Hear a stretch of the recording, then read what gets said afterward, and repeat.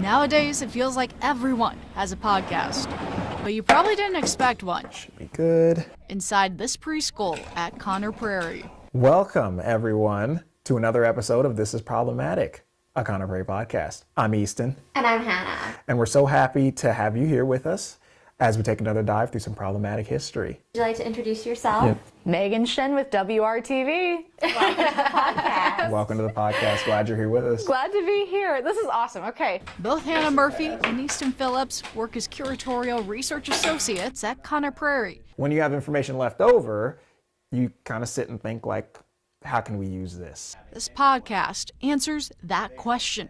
Right, you guys tackle some pretty problematic topics, for lack of a better word, right? Yes, we do.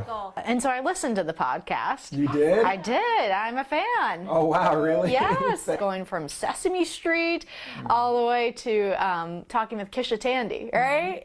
Talk about some of the most challenging topics then, right? Let's get real. All topics, including the founders of Conner Prairie, are on the table. When we're talking about William Conner, you don't want to,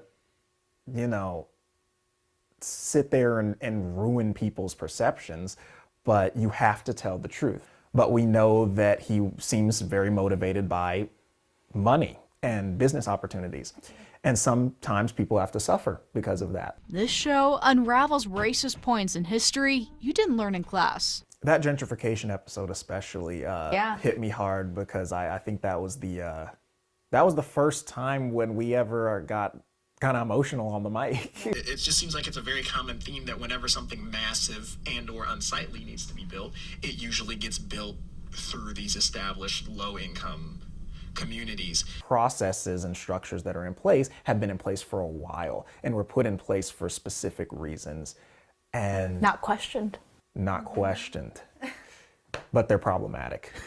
And in the context of Black history, how important is it to be able to share these stories? Really, really important. Truth comes easily to these historians, originally from Ohio and overseas in Scotland. In American media and culture, there has been this great man myth, and so there has been this idea of this great white man, and it's this person to look up to, this figure, but that hasn't always been deconstructed in the way that it needs to be, because it takes a lot of time and hard work to deconstruct, to break down, and rebuild, because that's really what you're doing.